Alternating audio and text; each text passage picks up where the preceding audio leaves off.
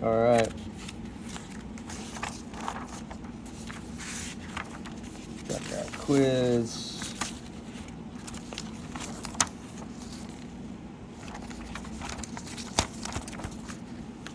Anyways, make sure you grab your tools.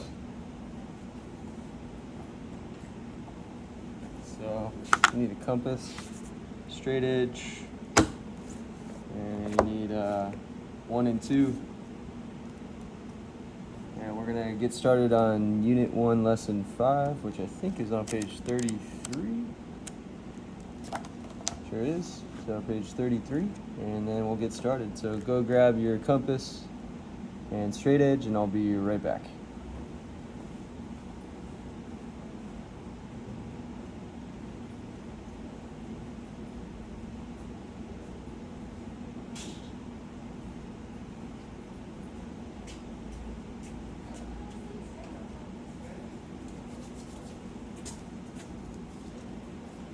Okay, so let's go ahead and look at the problem on page 33. That's 5.1. It's called 2 circles.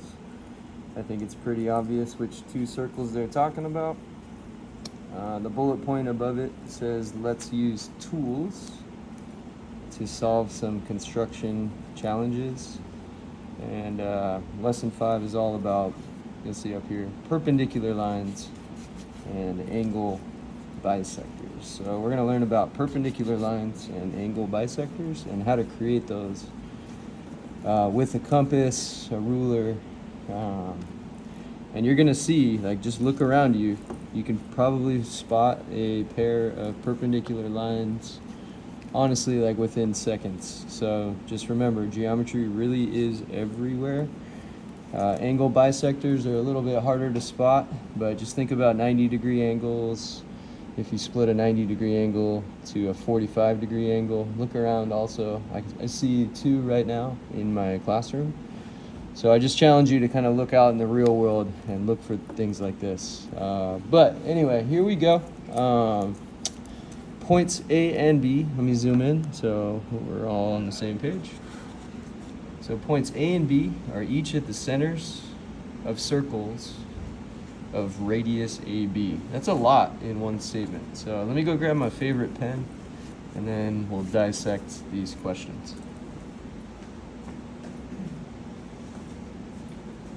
Okay, so I'm gonna turn the lights on too.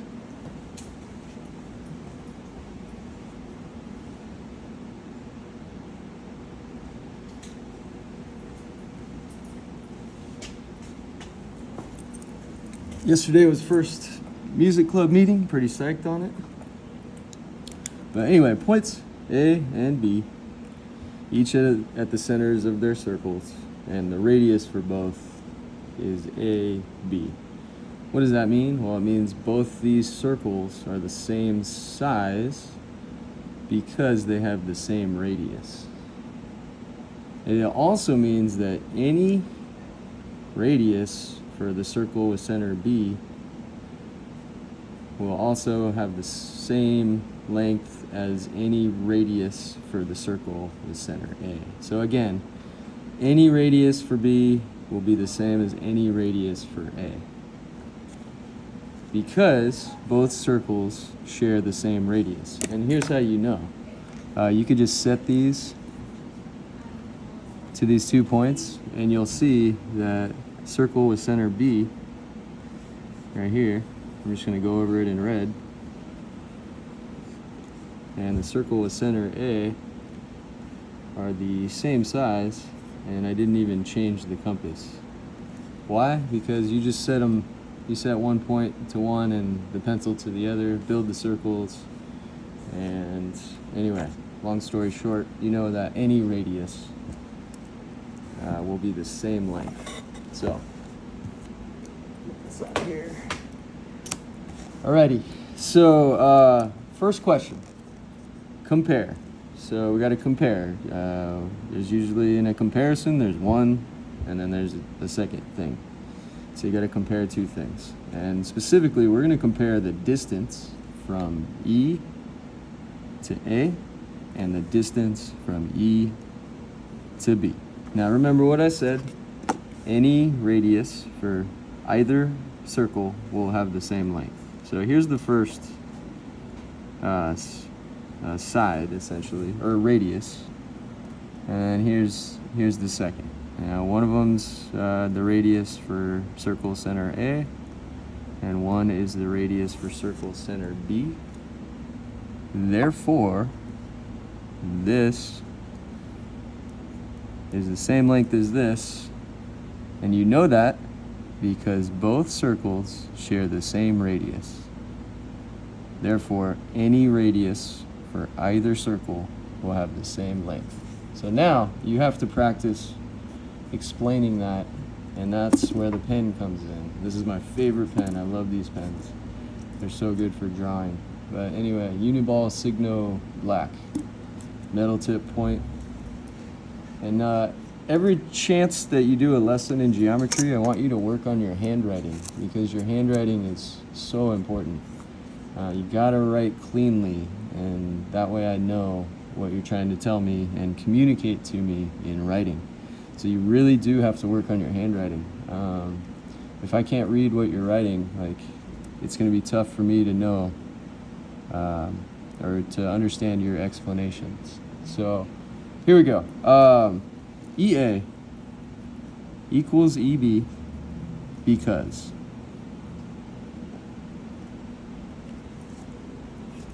That's your sentence frame. So EA equals EB because. Now basically you just fill this blank line in. EA equals EB because both circles have radius AB.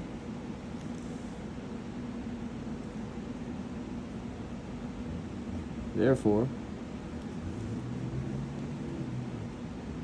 any two radii of either circle will have the same length. That's just me kind of free flowing. EA equals EB because both circles have radius AB. Therefore, any two radii of either circle will have the same length. And that's definitely a radius. That's definitely a radius. Okay, let's move on to the next. Compare the distance FA to the distance FB. So here we go. Use your ruler again. So this time we're going FA to FB. Here's FB. It's just point to point.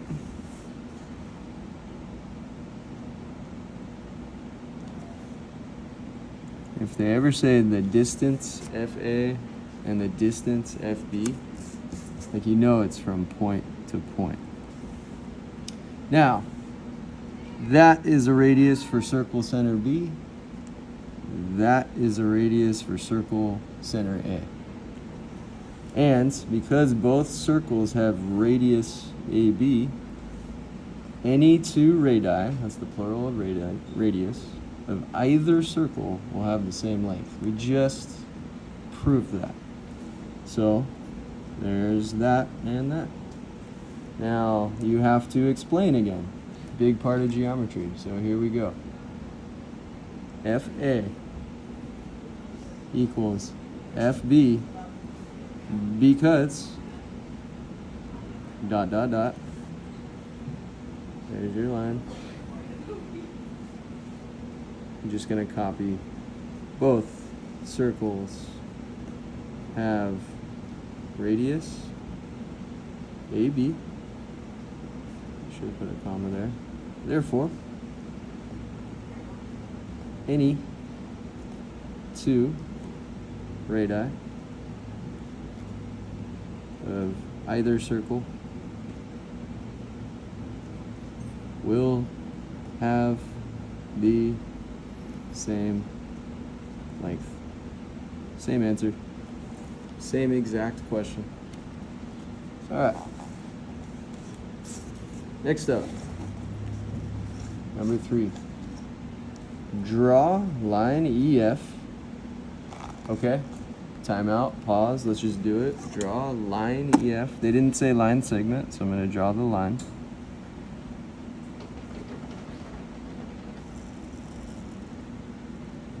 Draw line EF. If you know where I'm headed, you want to identify what is this line.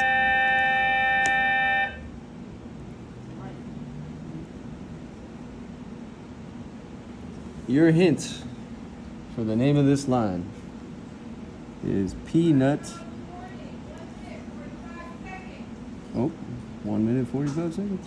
Better hurry. Okay, peanut butter is your hint. What do we think this line is called? There's another hint. It's in the title. Oh, well, yeah, it is. PB. This line right here is known as the perpendicular bisector. And how do I know that? Well, I know this construction very well. It's the circle with the same radius as this circle, and you find the intersection points, then you draw a line between them. We actually learned that last class. So we drew line EF. Now we have to write what's called a conjecture. This is a big word in geometry. This is a big geometry word. It's right up there with theorem. Theorems, oh man. If I had to pick a favorite, conjecture or theorem, I guess I'd go theorem, but just barely. Conjecture is kind of a big geometry word. Let's talk about some synonyms.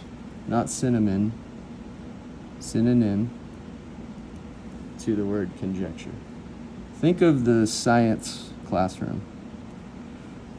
What if you did a science project? What do you have to come up with? It starts with an H, then a Y, and a P, and an O. It's not a hypotenuse, it's a hypothesis. Hypothesis. So a conjecture is basically like something you're trying to prove.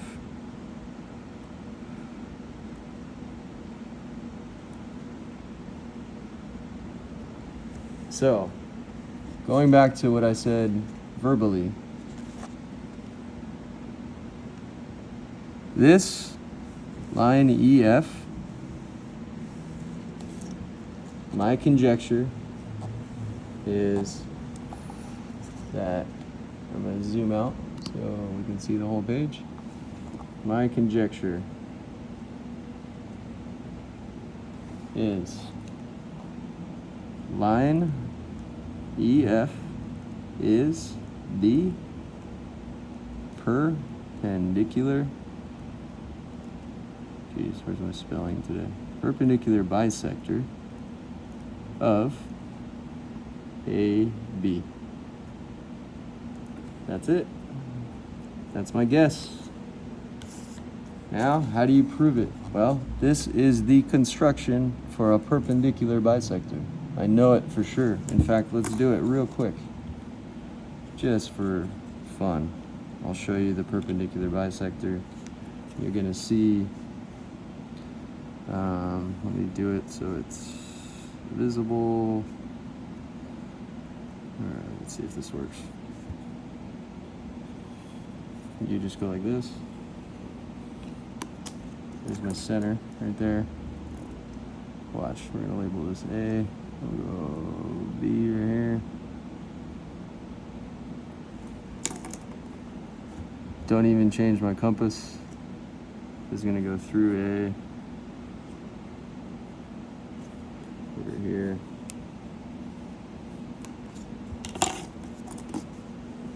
Here's your line segment.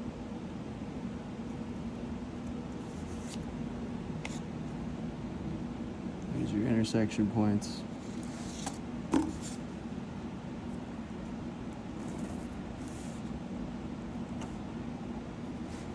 perpendicular bisector. You could go 2 marks.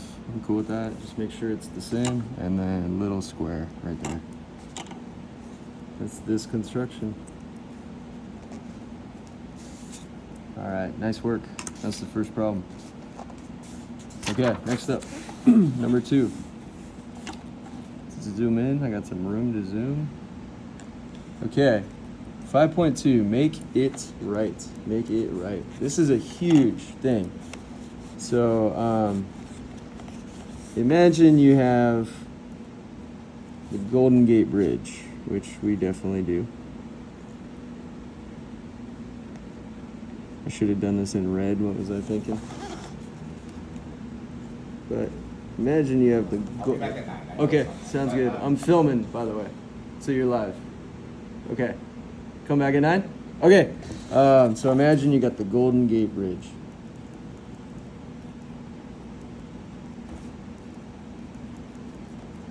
San Francisco.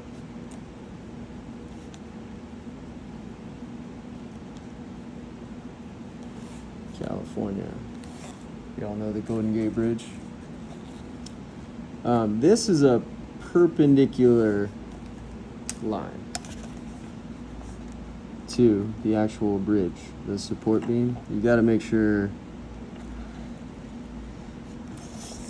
that, and just so we have a visual, let's draw some cars. Oh no, maybe not. I don't know if I'm down for a car right now. Okay. Gosh, this is a bad car. Oh well. So you got a car, sitting pretty with your car. Got some windows in here, driving across the Golden Gate Bridge.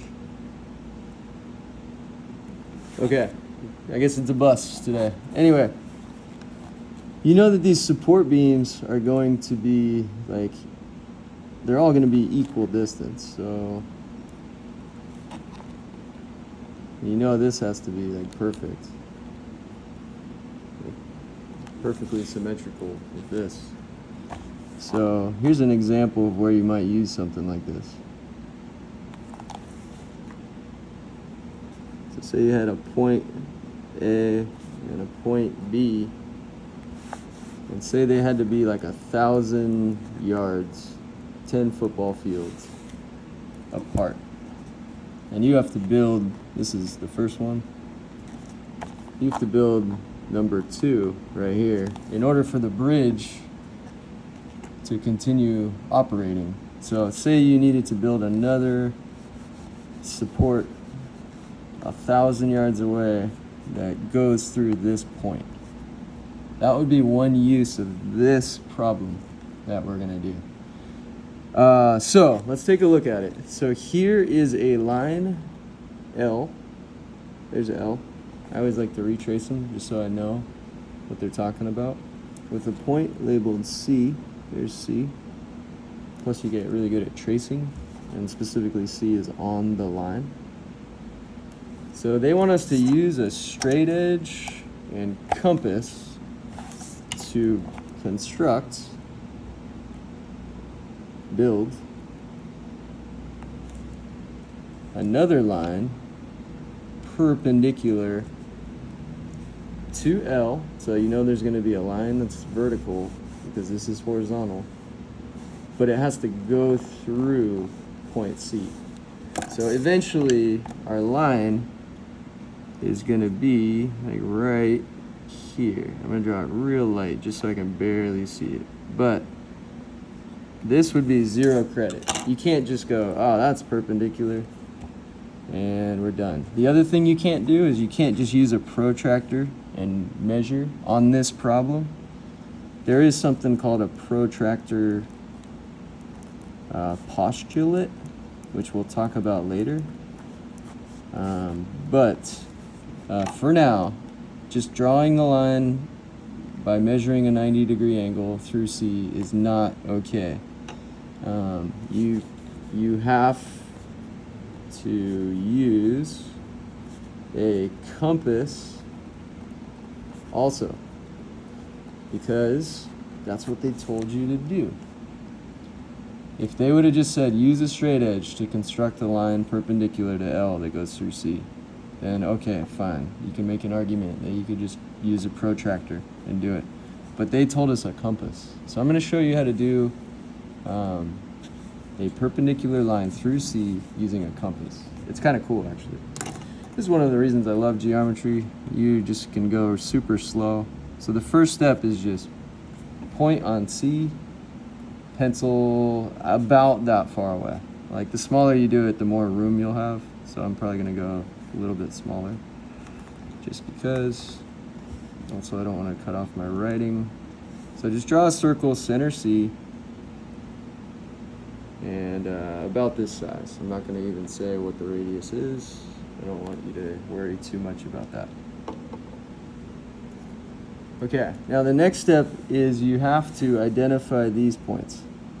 So these are the intersection points. These are known as puntos de intersección. I don't know. I'm working on my Spanish. But anyway, intersection points between the circle and the line. All right, next up, you got to build more circles. So point on one of the points, pencil on one of the others, and then draw. Nicely done. That'll work. I love these compasses. And then switch it to the other point and draw again. Geometry and art are twin siblings, I think. And you can use these compasses to really wow your art teacher, Miss Casey, because she is gonna love perfect circles for like a sun, for instance.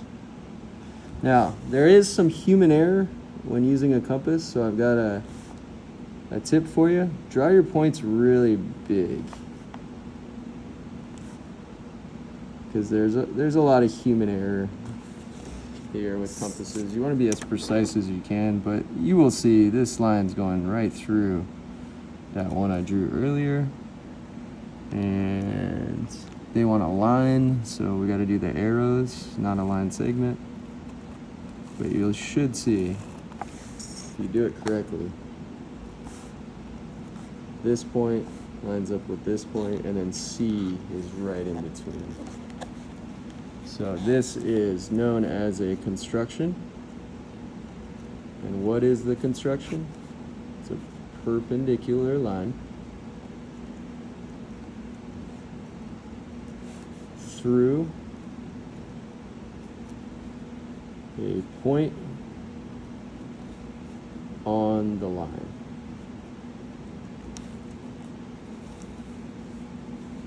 So you now have a construction of a perpendicular line through a point on the line. You'll also notice the dashed lines of these two circles. This line represents the perpendicular bisector of AB. Isn't that cool? Meaning that this line segment, AC, is the same as this line segment, BC. Cool stuff. All right, bisect this. Here is an angle. This is also the cool down. The big difference is that in the cool down, they give you an obtuse angle.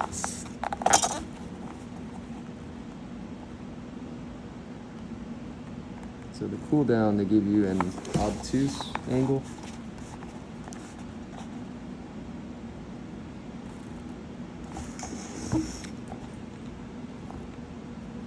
Obtuse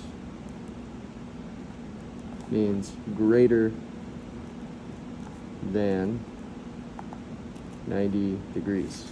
If it's 90 degrees, it's a right angle, like this one. And if it's greater than 90, it's called obtuse. This one, right here, angle ABC, so angle ABC is known as an acute. is acute, and that means less than 90 degrees. Okay, so ABC is acute, less than 90. This one right here. Anyway, we are going to find the line that goes through B and perfectly goes through this angle by bisecting it, meaning that it's creating two angles that are the same measure. That's what a bisector of an angle is. So how do you do it? Well, the first step is you draw a point like around, we'll say there, just there. So this is step 1. Draw a point. Step 2 is this circle that we're going to build. And you want to build the circle with center B, pencil on that first step. So step 1 was just pick a point like yay, about that far from B. I'm not going to talk about the distance because it's not as important on this one, but you just got to draw a circle through that point with the center B, like so. Alright, next up, back to our diagram. There's an intersection point, so this is step 2, is the circle. Build a circle, center B. Number 1 was pick a point, draw it, and it's simpler, draw it about this far from B.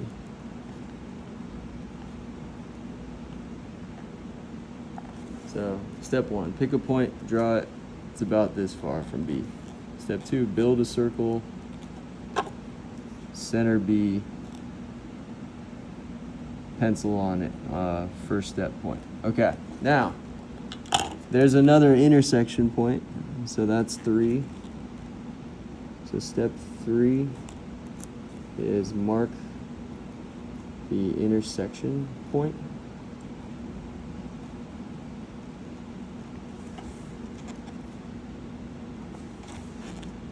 And then what we're gonna do, I'm just gonna do tiny dots because I don't want to ruin my drawing.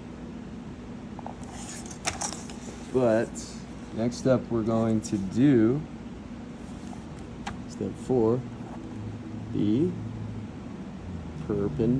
geez, my spelling. Perpendicular, it's always that word. Perpendicular bisector of 1 and 3. See, 1 and 3? We got to do the perpendicular bisector of this. Now, you know how to do that. It's up here. It's here. It's here.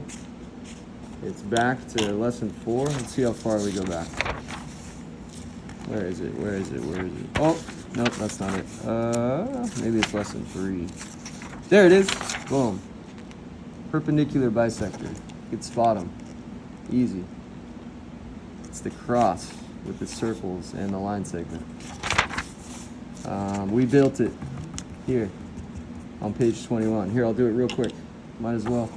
I love these blank spots. Boom. There's P. Just got to set it to P. You're going to get better and better with these compasses. Just remember, I got a ton of experience. You're probably not there yet, but if you are, great. If not, just keep practicing. It's just like anything else. All right, here's the perpendicular bisector. You can do that in less than a minute. You just got to know how to do it. Draw the points big. Correct for human error. That's a perpendicular bisector. Easy peasy. Okay, so we got to do that at the end right here with these 2 points. Easy, easy, easy, easy. compass on a point. Pencil through the other point. Here we go. There's one. Switch it. There's two. Now, if you go too fast, it won't be perfect. So you always want to go slow, but there's a point, and there's a point. So step 5, 2 intersection points.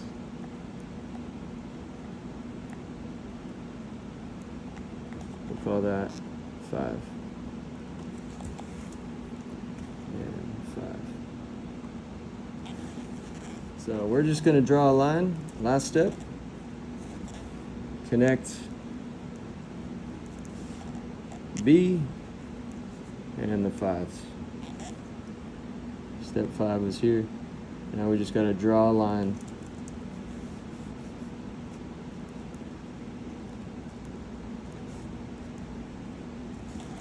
So connect or draw a line through B and the 5s. I'm going to go dashed line just because.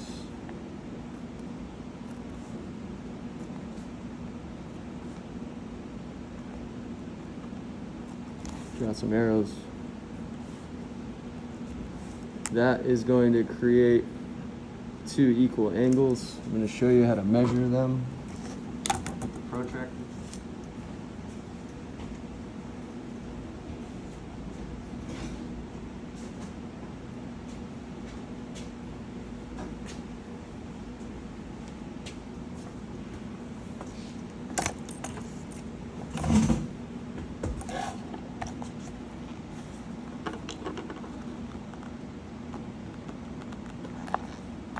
So to measure the angle, you want to put the dot right there. And that's why I do the circles the way I do them. Because then you can easily tell. So this angle right here, since this, we'll get to it, but since this line is parallel to the one on the protractor, we know that the same measure will work. We'll talk about that later, don't worry about that right now. But there's 10 and 20. It looks like it's like 21 and a little bit. Let's just double check if that's the same for this one. We'll see how accurate I was. Yeah, it's the same. So that line extends to, yeah, 21 and a little bit. So these are like, we'll call them 21.5 and 21.5. So basically what we did, we started with just A, B, C. We did all these circles. We did a perpendicular bisector. Anyway, this is what's known as an angle bisector construction. It will be a cool down, which means it's also on the next quiz. Quiz 2. Now let me show you the cool down.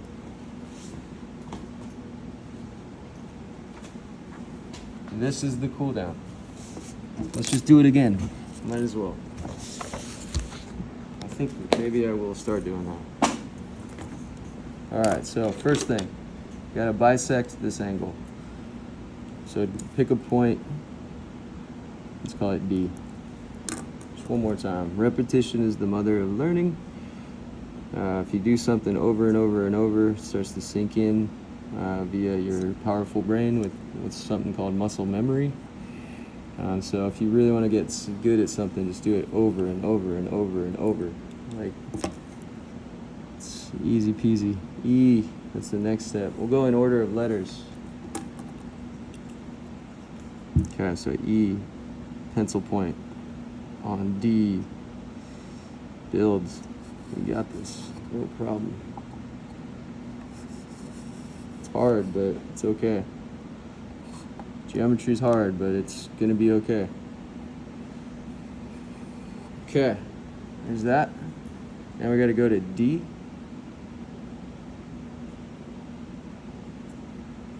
Build another circle through E. I got my intersection point there. There's gonna be one more right there. Boom. Mark the intersections. We will call that F and G.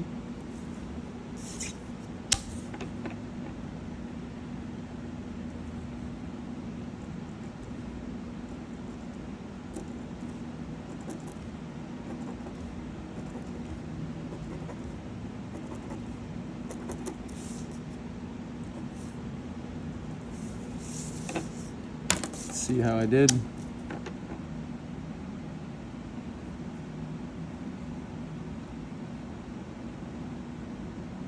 It looks parallel.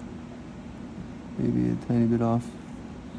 Anyway, it's about 69 right there. Let's see about this one.